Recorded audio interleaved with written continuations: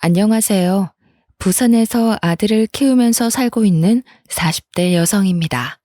저는 오늘 돈 욕심과 바람기로 똘똘 뭉친 시누이와 시어머니 때문에 겪게 된 기막히고 어이없는 사연을 말씀드리려고 글을 올립니다. 저희 시누이와 시어머니는 이성과 상식이란 수준을 벗어나 버렸죠. 이곳을 알고 난 뒤에 자주 들리면서 여러 사연들을 보았지만 제 시어머니와 시누이만큼 납득이 안 되는 짓을 저지른 쓰레기 같은 인간들은 없을 겁니다. 세상에 이런 미친 생각을 하는 인간들이 버젓이 살아있는데 아무도 모르고 있다는 사실이 억울하네요. 부족한 글이지만 끝까지 읽어주시기를 부탁드리며 지금 생각해도 꿈을 꾼 것처럼 믿어지지 않는 이야기를 시작하도록 하겠습니다. 저는 초등학교에 들어갈 무렵에 아버지가 돌아가시고 홀어머니 밑에서 어렵게 자랐습니다. 그래서 돈이 없으면 얼마나 비참한지 몸으로 겪어가면서 학창 시절을 보냈죠. 저는 초등학교를 다닐 때부터 학교에 내야 하는 돈을 제때 낸 적이 한 번도 없었습니다.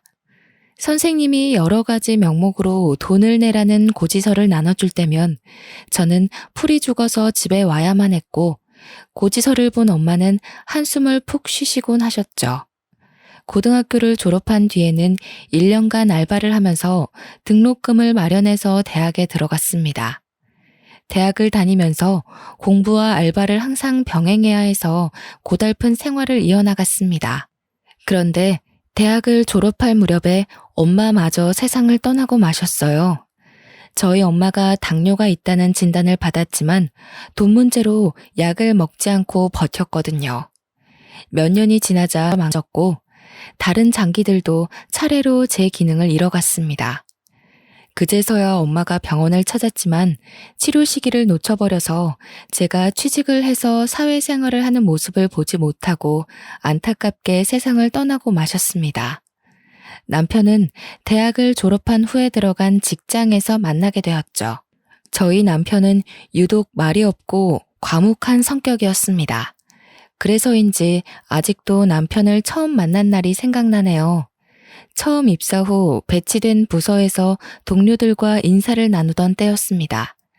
다들 반갑게 웃으면서 저를 환영해 주더라고요. 이야, 이게 몇 년 만에 보는 신입이야? 철진 씨가 드디어 막내 자리를 넘겨주게 되었네? 제가 어색하게 인사를 건네고 조용히 하는 말들을 들어보니까 2년 만에 처음으로 신입 직원이 들어온 것 같더군요. 그더라 직속 선배인 남편에게 먼저 인사를 건넸습니다. 안녕하세요. 한정혜라고 합니다.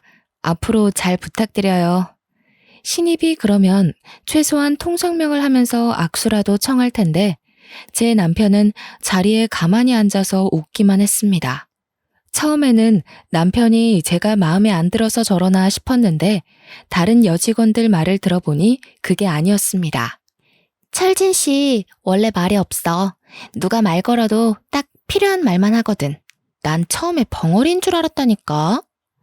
여직원들은 과묵하고 내성적인 남편을 두고 목석 같다고 하면서 그다지 좋아하지 않았지만 저는 참새처럼 짹짹거리는 남자보다 눈길이 갔습니다. 남편처럼 진중하고 입이 무거운 남자가 이상형이었거든요. 그렇게 시간이 지나면서 업무에 손이 익었고 남편과 같이 업무를 하는 일도 생겼습니다. 저와 남편은 한 팀이 되어서 일을 할 때 유난히 손발이 잘 맞았습니다. 프로젝트를 같이 할 때도 손발이 척척 잘 맞았죠. 다른 사람들과 일을 할 때에 좀처럼 웃지 않던 남편도 저와 업무를 할 때에는 미소를 지으면서 저를 보고 있다가 눈이 마주치곤 하였습니다. 저도 남편과 같이 일을 할 때면 왠지 마음이 편해졌고요. 그러다 3년이 지난 어느 날 제 책상 위에 손편지가 하나 놓여 있었습니다. 읽어보니까 남편이 쓴 편지더군요. 저를 향한 남편의 애틋한 마음이 느껴져서 편지를 읽으면서 저절로 미소가 지어졌습니다. 그걸 이상하게 생각한 다른 여직원이 등 뒤에서 편지를 훔쳐봤더라고요. 갑자기 호들갑을 떨면서 소리를 지르길래 저도 깜짝 놀랐습니다. 어머, 이게 뭐야? 러브레터 아냐? 세상에 80년대도 아니고 아직도 이런 걸로 사랑 고백하는 사람이 있어?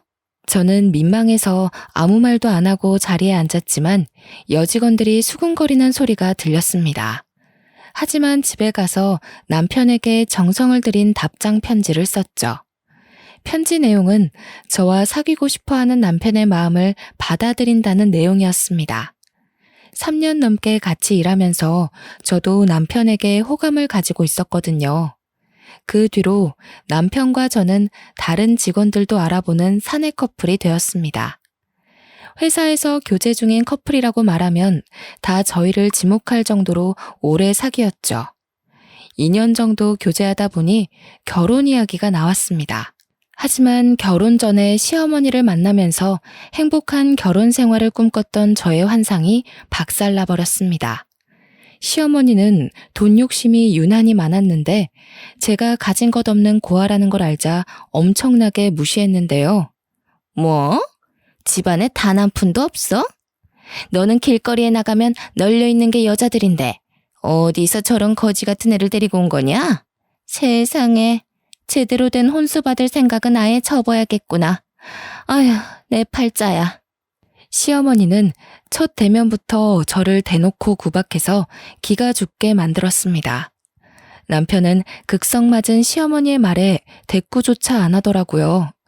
그래도 저는 남편을 사랑했기에 포기할 수 없었습니다. 시어머니가 저를 어떻게 생각하든 저희들은 결혼을 했고 분가를 해서 살게 되었죠. 결혼 후에 느끼게 된 거지만 남편은 이상하게 시어머니와 있으면 말이 더 없어졌어요. 워낙 말이 없는 사람이라서 그럴 수도 있다고 넘겼지만 시어머니와 시누이와는 거의 말을 섞지 않았죠. 그에 비해 시어머니와 시누이는 수다스러울 정도로 말이 많았습니다. 시어머니께서 저희 집에 자주 들리셨는데 그때마다 잔소리를 잔뜩 늘어놓으셨어요. 얘야, 직장 다닌다는 핑계로 살림은 아예 안 하는 거니? 집이 돼지우리도 아니고 이게 뭐냐? 죄송해요. 요즘 일이 바빠서 청소를 제대로 못했어요. 여자가 청소를 제대로 못했다는 게 말이 되니? 빨래는 잔뜩 처박아 놓고 뭐 하는 거냐? 이따위로 살림할 거면 당장 직장 때려치워. 시어머니는 기숙사의 노처녀 사감처럼 저를 쥐잡듯이 몰아세웠습니다. 그러니 직장에서 퇴근을 하고 와도 시어머니가 언제 들이닥쳐서 검열을 할지 몰라서 마음이 늘 불안했어요. 그런데 퇴근을 한 남편은 시어머니가 말을 걸어도 대꾸조차 하지 않았고 고개만 끄덕였습니다. 여보, 나 진짜 힘들어. 어머님이 맨날 찾아와서 이래라 저래라 하는데 피곤해 죽겠어. 당신이 오지 말라고 말해봐. 그리고 당신은 왜 집에 오면 말을 안 해? 어머님하고는 완전 딴판이야. 그냥 피곤해서 그런 것뿐이야. 엄마나 해주가 하는 말은 신경 쓰지 말고 그냥 흘려들어. 당신은 나만 믿고 살면 돼.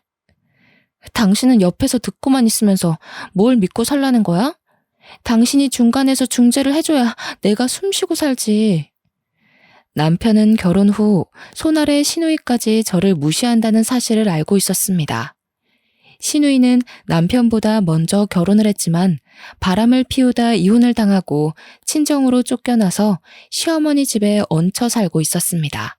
불륜을 저지른 시누이 덕분에 남편은 자기가 가지고 있던 돈까지 털어서 위자료를 물어줬다고 하는데요. 그런데도 시누이는 제게 미운 시누이 노릇을 하려고 들었습니다. 그런 면에서 보면 시누이가 시어머니보다 더 악질이었죠. 그런 집안에서 어떻게 버텼는지 몰라도 1년이 지난 뒤 저도 아들을 낳게 되었습니다.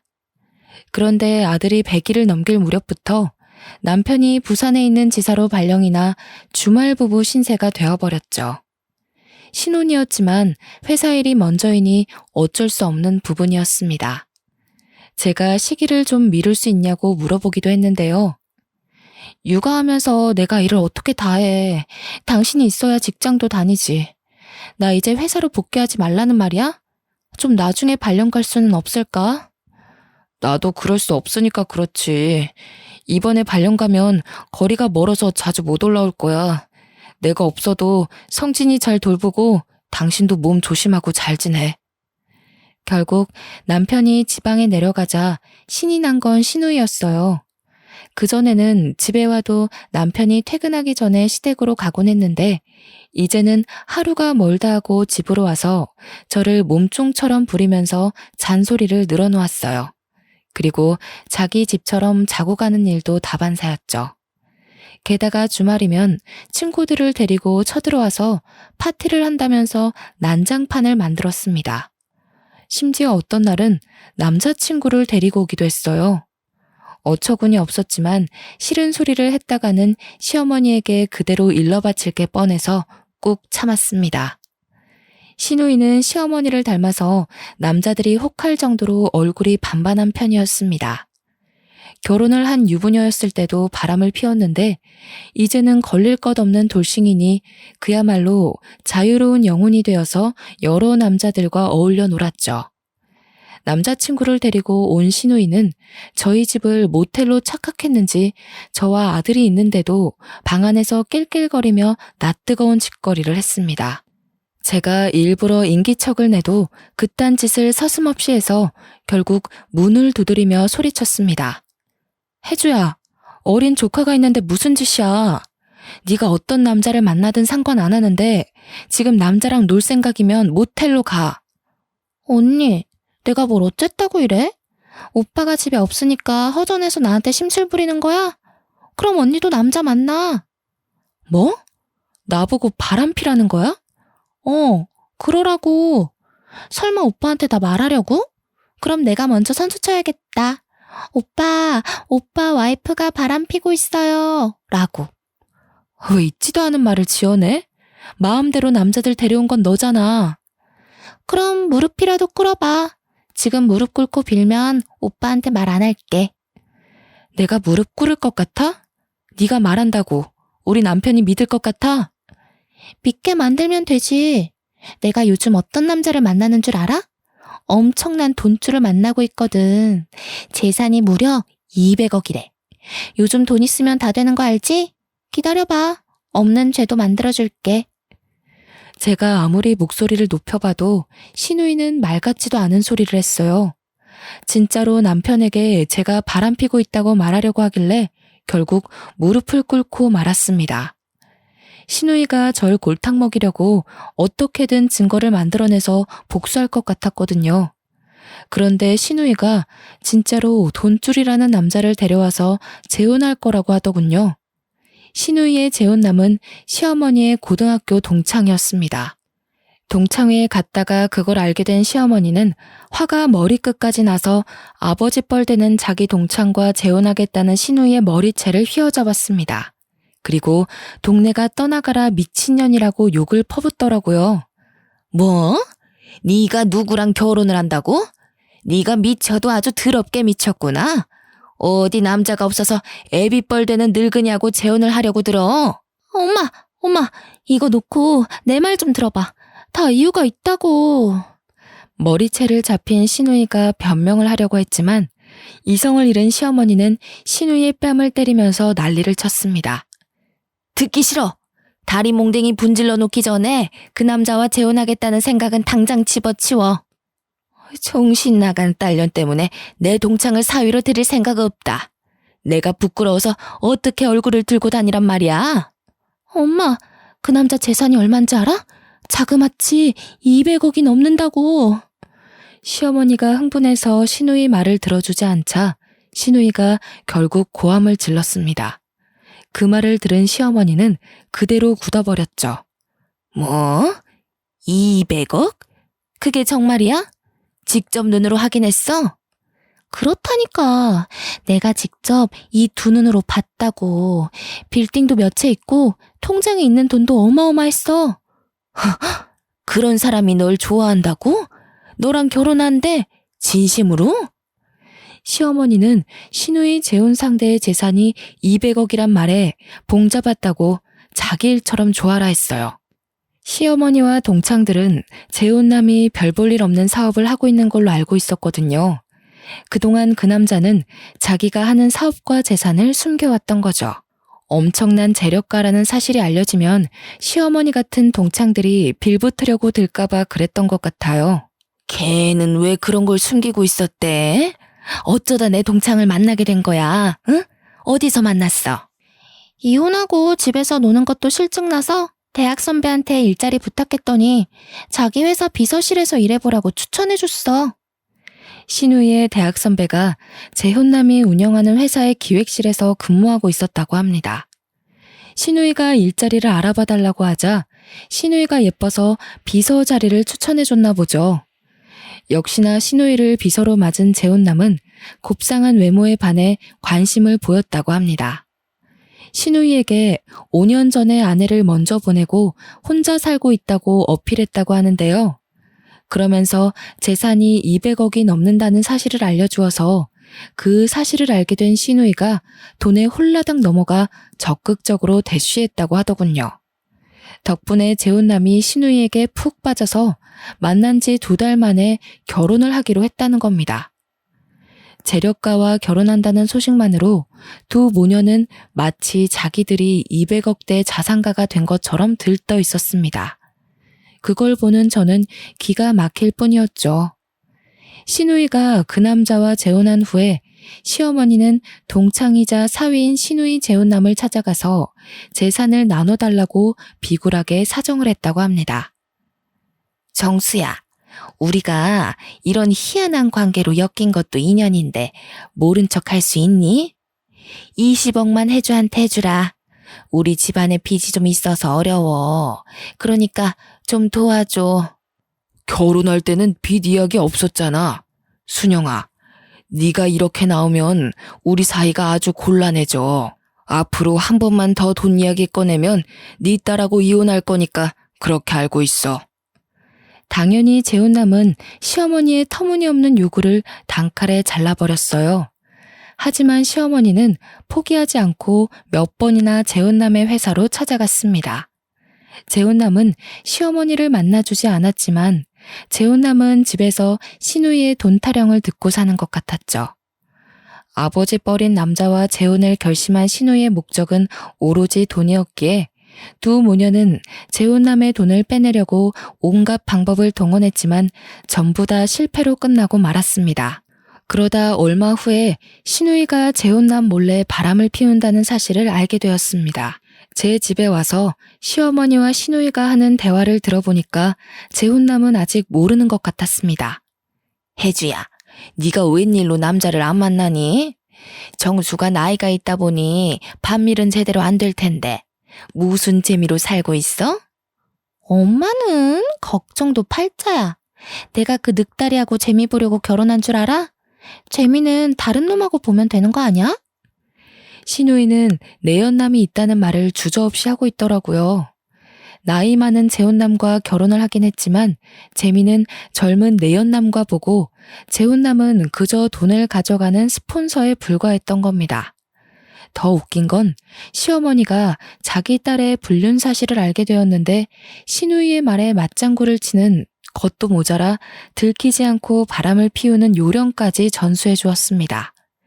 시어머니의 말을 가만히 들어보니 시어머니도 외도를 한두 번 해본 게 아닌 것 같더군요. 시어머니는 결혼 초부터 줄곧 몰래 여러 남자를 만나면서 바람을 피웠지만 끝내 시아버지에게 들키지 않았다고 합니다. 예전부터 눈에 띄는 외모로 남자들에게 인기가 많았다고 하는데요. 덕분에 남자들이 늘 꼬였는데 시아버지가 가장 적극적으로 구애한 탓에 결혼한 것 같더라고요. 시어머니는 시아버지를 마음에 들어하지 않았지만 결혼을 하게 된 이유는 역시나 돈 때문이었습니다. 시아버지가 부자라는 소문을 듣고 결혼하고 얌전한 척 지냈던 거죠.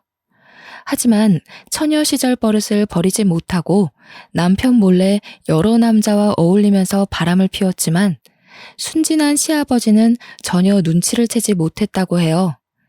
착하고 순진했던 시아버지는 시어머니가 하는 말이라면 파트로 매주를 쓴다고 해도 그대로 믿을 정도였다고 합니다. 어느 날은 시아버지께서 출장을 가신다고 하자 내연남을 집으로 데려왔다고 하는데요. 시아버지께서 갑자기 출장이 취소됐다면서 들이닥쳤다고 하죠. 꼼짝없이 불륜 현장을 들켰지만 시어머니께서 이렇게 둘러댔다고 들었습니다. 아니, 당신 출장 안 가고 집에는 웬일이야? 응, 출장이 연기됐어. 어휴, 더워라. 갑자기 왜 이렇게 더워진 거야? 일단 나는 씻고 올게. 시아버지께서 땀을 너무 많이 흘렸다고 욕실에 가려고 하자 깜짝 놀란 시어머니께서 급히 앞을 막았어요. 왜냐하면 욕실에 내연남이 숨어 있었거든요. 안 돼. 지금은 손님이 와 있어. 지금 큰일 보고 있대. 갑자기 손님? 누군데? 아, 내 친구야. 약속하고 온 건 아닌데 갑자기 찾아와서 나도 놀랐어. 이런 식으로 시어머니께서 친구가 놀러 왔다고 둘러댔고 나오라고 욕실 문을 두드렸다고 합니다. 잠시 후에 욕실에서 내연남이 나와서 시아버지께 인사를 했다고 하죠. 당연히 여자친구일 거라고 생각했던 시아버지는 놀랐지만 시어머니가 영업사원으로 일하는 고등학교 동창이 근처를 지나가다 날씨가 너무 더워서 샤워를 하고 가려고 잠깐 들렀다는 어이없는 말을 해버렸습니다. 그런데 더 기가 막힌 건 시아버지께서 그 말을 그대로 믿어버렸다는 거예요. 결혼하고 애도 있는 친구라는 말에 시아버지께서는 남자 동창을 정중하게 배웅해줬다고 하네요. 여자가 혼자 있는 집에 와서 샤워를 한 남자 동창을 말이죠. 그런 낯뜨거운 과거를 무용담처럼 자랑스럽게 늘어놓는 시어머니를 보고 있으니 제가 다 창피했습니다. 시누이의 바람기는 시어머니께 물려받은 것 같았어요. 시아버지는 아내의 불륜을 까맣게 모른 채 세상을 떠났다는 게 아직도 분하네요. 어쩌면 그게 더 속편한 일일지도 모른다는 생각을 했지만 몇 달 후에 시어머니와 시누이가 한 짓을 보고 시아버지가 살아 돌아와서 복수를 하길 바랬습니다. 엄마, 빅뉴스야. 다음 주에 그이가 2달 동안 미국으로 출장을 간다고 하네? 그래? 오히려 잘 됐네. 그럼 이번 기회에 확실하게 정리해버리자. 저번에 말한 거 있지? 내가 생각을 바꿔봤는데 이렇게 해보는 건 어때? 그동안 사정을 하고 애원을 해도 통하지 않자 시어머니와 시누이가 계획을 바꿔서 재혼남의 재산을 몰래 빼돌리기로 작정을 한 겁니다. 시누이는 재혼남 몰래 재산을 관리하고 있는 펀드 매니저를 매수해놨다고 하더라고요. 재혼남이 미국으로 출국 간 사이에 서류를 위조하고 매수해놓은 펀드 매니저와 함께 재산을 모두 처분하고 도망을 갈 엄청난 음모를 꾸몄던 거죠. 그리고 재혼남이 미국으로 출장을 떠나자 두 모녀는 본격적으로 행동을 시작했어요. 하지만 그 말도 안 되는 작전은 시작도 하기 전에 물거품이 되어버리고 말았습니다. 사흘 뒤에 제가 재혼남과 같이 시댁에 나타나서 두 모녀는 아무것도 하지 못했거든요. 두 분 다 모르셨죠? 사실 이 분은 돌아가신 제 아버지 친구분이세요. 제가 사진 한 장을 던져놓으니까 시누이와 시어머니가 허겁지겁 그 사진을 주워서 보더군요. 그 사진은 제가 고등학교 다닐 때 아저씨와 같이 찍은 사진이었습니다. 그걸 본 두 모녀가 사색이 되더니 입도 열지 못하였습니다. 아버지와 아저씨는 모두 가난한 집에서 태어나서 시장 뒷골목에 싸구려 월세방이 모여있는 빈민들이 사는 동네에서 태어나 함께 자란 단짝 친구였습니다. 고등학교를 졸업하고 아버지는 공장에 들어가서 일을 하셨고 아저씨는 아는 선배 밑에 들어가서 장사를 시작하느라 연락이 뜸해지셨죠. 엄마를 만나서 결혼을 하고 저를 낳은 뒤에 비록 가진 건 없었지만 나름 행복하게 살았는데 아버지가 공장에서 일을 하다 사고를 당해서 세상을 떠나시게 되었는데요. 그 소식을 들은 아저씨는 바로 달려와서 경황이 없는 엄마를 대신해서 아버지의 장례 준비를 맡아서 해주셨습니다. 그 뒤에도 수시로 저희 집에 들러서 엄마와 저를 챙겨주셨고 저의 후견인을 자처해 주셨어요. 그때부터 저는 아버지 친구분을 아저씨라고 부르며 가깝게 지냈던 겁니다. 아저씨는 집에 들릴 때면 엄마에게 항상 돈을 줬습니다. 엄마는 패기치기 싫어서 거절했지만 아저씨는 억지로 엄마 손에 돈을 쥐어주었습니다. 재수씨, 거절하지 말고 그냥 받으세요. 제가 아직 자리 잡지 못해서 많이 못 드리지만 꼭 성공해서 나중에 재수씨가 많이 도와드릴게요. 아이고, 이렇게까지 안 해주셔도 되는데 너무너무 감사해요. 아저씨는 엄마가 고마워할 만큼 저를 아주 예뻐해 주셨어요. 아버지를 대신해서 저를 데리고 공원에도 갔고 맛있는 음식도 사주곤 하셨거든요. 그러다 몇 년이 지난 뒤에 아저씨와 연락이 끊어졌어요. 아저씨 행방을 모르고 있다가 엄마의 장례식 날 아저씨가 고아가 된 저를 다시 찾아오셨어요. 다시 만난 아저씨는 예전과는 전혀 다른 멋진 모습이었습니다. 고급 승용차를 타고 오신 것 같았고 옷도 세련돼서 한눈에 봐도 부티가 줄줄 흘렀죠. 정혜야, 너무 미안하구나. 내가 너무 늦게 왔어. 진작에 찾아왔어야 했는데. 내가 서둘러 자리를 잡느라 늦었다. 아저씨가 너 도와줄 능력은 되니까 이제 고생은 그만하고 우리 집에 들어오는 건 어떠니? 아저씨는 저와 연락이 끊어질 무렵부터 같이 장사를 하던 선배 밑에서 독립해서 사업을 시작했고 죽을 고생을 해가면서 노력한 끝에 사업가로 성공하셨다고 하시더라고요. 그래서 고아인 저를 양녀로 드리고 싶어 하셨어요. 나랑 사는 게 부담스러우면 나랑 같이 살 필요 없어. 법적으로 너의 후견인이 될 수 있다. 지금처럼 네가 하고 싶은 걸 하고 있으면 내가 금전적으로 도와주마.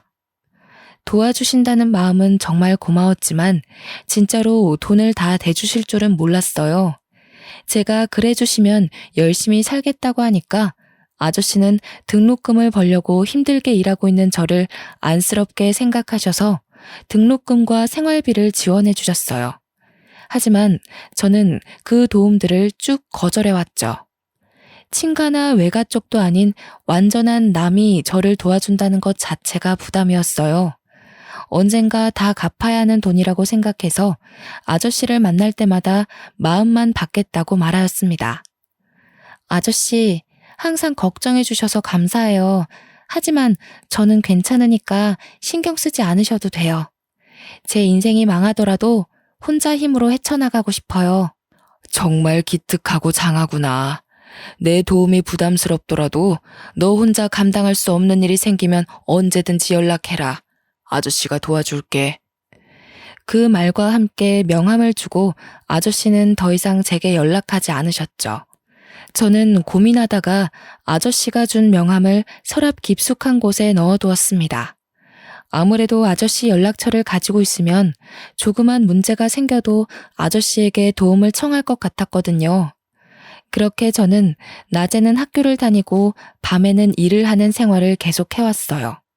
그런데 한두 달에 한 번씩 제가 살고 있는 자취방으로 편지가 왔습니다. 아저씨가 보내는 격려의 편지였어요. 물론 편지와 함께 얼마간의 돈이 들어있었습니다. 많은 액수가 아니어서 그냥 고맙게 썼었죠. 그러다 시누이가 재혼 상견례를 할 때 아저씨를 17년 만에 다시 만나게 되었던 겁니다. 눈이 마주치자마자 서로 놀란 눈치였지만 저는 삼촌의 눈을 피했어요. 물론 저는 속으로 꿍꿍이가 있었기 때문에 그랬습니다. 나중에 몰래 아저씨에게 결혼하지 말라고 말하려고 했는데 아저씨가 먼저 화장실을 다녀오는 제 팔을 잡고 사람들이 없는 곳으로 데리고 갔습니다. 정혜야, 너 나 못 알아보겠니? 네가 아저씨라고 부르면서 잘 따랐잖아. 이제 정혜 너도 가정을 이뤘구나. 늦었지만 축하한다. 네 아버지가 이 모습을 봤어야 하는 건데. 아저씨는 제가 못 알아봤다고 서운해하는 것보다 어느새 다 커서 애엄마가 된 저를 보면서 감격의 눈물을 흘리셨어요. 그날 저는 저희들의 관계를 시댁 식구들에게는 절대 비밀로 하자고 하고 나중에 이유를 말해주겠다고 했어요. 아저씨도 이유를 궁금해하셨지만 비밀을 지키겠다고 약속했죠. 그래서 저희들의 관계를 전혀 모르고 있었던 두 모녀는 제가 있는 자리에서 아저씨에 대해 막말을 했고 시누이는 자신의 불륜을 신이 나서 까발렸던 거예요. 거기에 한술 더 떠서 아저씨의 펀드 매니저를 매수하고 서류를 조작해서 전 재산을 빼돌리려는 계획까지 다 말했던 겁니다. 저는 그 인간들을 그냥 내버려뒀다가는 아저씨가 큰 낭패를 볼 거라고 생각해서 시어머니와 시누이가 하는 대화를 모두 녹음해뒀습니다. 제가 그 증거들을 들이밀자 그 인간들은 아무 말도 못하고 그 자리에 주저앉더군요. 그런데 그때 시어머니께서 충격적인 태도를 보였습니다. 나는 우리 딸이 하라는 대로 한 거다. 나는 이년한테 정신 차리라고 몇 번이나 말했어. 어떻게 남편을 배신하고 재산을 빼앗을 생각을 하냐고. 엄마, 미쳤어? 엄마가 언제 그랬어? 엄마 목소리 녹음된 거 안 들려? 엄마가 얼른 하자고 부추겼잖아. 너 머리가 어떻게 된 거 아니니? 이 애미를 감방 보낼 셈이야? 난 그런 적 없어. 그럼 딸을 감방에 보내려고? 이 노인네가 치매 걸렸나? 어떻게 나한테 이럴 수 있어? 시누이가 분에 차서 시어머니를 치매 노인 취급한 것도 모자라 욕짓거리를 내뱉더라고요. 시어머니도 그런 시누이에게 쌍욕을 하더니 갑자기 시누이 머리채를 잡아챘습니다. 뭐 어쩌고 저째? 내가 너 같은 것을 배 아파서 낳았다는 게 말이 안 된다. 차라리 낳지 말걸. 자식 잘못 낳아서 깜빵 가게 생겼잖아. 책임져. 책임지라고. 뭘 책임져? 엄마가 책임져야지. 엄마가 괜찮다며 아무도 모를 거라며. 네가 멍청하게 나불대서 그런 거 아니야. 난 평생을 바람펴도 안 걸렸어. 너만 아니었으면 안 걸렸다고. 자랑이다. 바람핀 게 자랑이라고. 그래, 잘 생각해보니까 내가 한 남자한테 정착 못한 것도 엄마 탓이네. 피가 더러워서 그랬어. 이게 다 엄마 때문이라고. 네가 바람핀 게 내 잘못이라고? 그래, 다 내 잘못이니까 너 죽고 나 죽자. 시어머니가 소리를 지르면서 시누이를 때리고 발로 차는데 시누이도 지지 않았습니다. 모녀지간이 주먹질하고 쥐어뜯는 모습을 보고 어안이 벙벙해졌죠. 저희가 부른 경찰이 오니까 그제야 정신을 차렸는지 무릎까지 꿇고 눈물을 흘렸지만 받아주지 않았습니다. 아저씨는 자기를 속이고 바람을 피우면서 돈을 빼돌리려고 한 시누이를 절대 용서해주지 않았어요. 쌍욕하면서 부모 팰 때는 언제고 용서해달라고? 네가 돈에 미쳐서 정신이 나갔구나. 너 같은 년은 제대로 혼쭐 나봐야 해. 너 고소해서 하루아침에 빈털터리로 만들어줄 테니까 딱 기다리고 있으라고. 오빠, 고소라니. 우리 이런 사이 아니잖아. 나 사랑한다고 할 땐 언제고 이러기 있어? 오빠, 내 말 좀 들어봐. 나는 엄마가 하라고 해서 했어. 엄마가 날 조종한 거라고. 조종? 네 목소리 녹음된 건 어떻게 할 건데? 나 몰래 재산 빼돌리자고 한 목소리 딱 네 목소리 아니야? 조작된 거야. 이건 아니야. 엄마 목소리라고. 다시 잘 들어봐. 어? 조작되긴 개뿔. 달라붙지 마. 너랑 다시 잘해볼 생각 전혀 없으니까. 아저씨가 그날 바로 시누이에게 거액의 이혼 소송을 준비해서 진행했고 시어머니는 사문서 위조 혐의로 경찰에 넘어가 버렸습니다.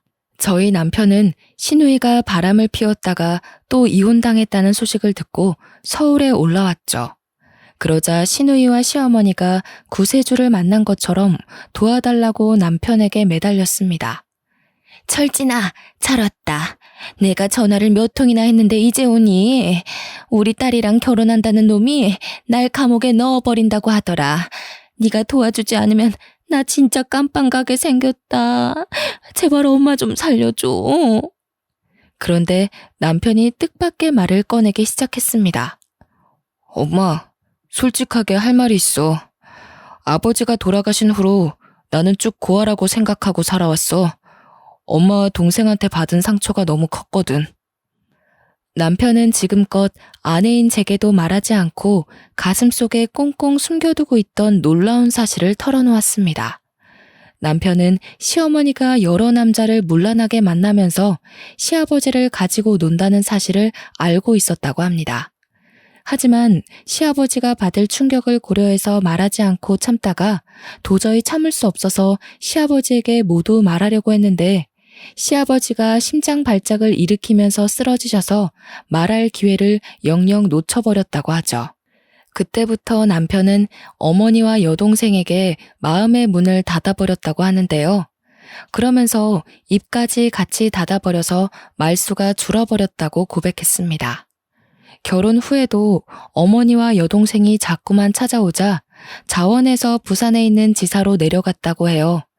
자기 엄마와 여동생으로부터 벗어나서 몇 년 동안 지방에서 자리를 잡으면 저와 아들을 데려갈 생각이었다고 하더라고요. 난 한 번도 당신을 엄마라고 생각한 적 없어. 그냥 낳기만 한다고 부모가 아니야. 부모 노릇을 해야 부모지. 어떻게 그런 짓을 해놓고 난처할 때 나를 부를 수 있어? 아들, 나는 그게 아니라 외로워서 그랬어. 네 아버지가 너무 바빠서 그랬다고. 네 아버지 그렇게 정직한 사람 아니었다. 네 아버지도 바람 폈어. 바람 폈다고. 말도 안 되는 소리 하지 마세요. 우리 아버지가 바람을 폈다고요? 우리 아버지는 절대 바람 필 사람 아니에요. 네가 그걸 어떻게 아니? 내가 직접 봤다니까. 내가 이 두 눈으로 봐버렸다고.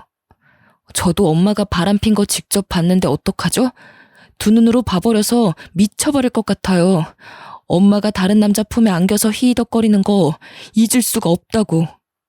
남편은 시어머니한테만 그런 것이 아니라 시누이에게도 냉정하게 말하였습니다. 혜주, 너도 잘 들어. 우리 관계는 여기까지야. 앞으로는 얼굴 마주치는 일 없었으면 해. 위자료를 물든지 아니면 몸으로 때우든지 네가 알아서 하라고. 그리고 당장 내 집에서 나가. 더 이상 네 얼굴 보면서 살 수가 없어. 뭐? 나한테 어떻게 그럴 수 있어? 오빠 원래 아니랬잖아. 전현 때문에 그래? 제가 도대체 뭐라 했길래 그래? 오빠가 지금 나 오해하고 있는 거야. 나 그렇게 나쁜 년 아니야. 나쁜 년 아니라고. 그래, 너 안 나빠. 안 나쁘니까 이제 그만하자고. 이제 다 지긋지긋하다. 경찰 부르기 전에 얼른 나가. 계속 소리 지르면 나도 가만히 안 있을 거야.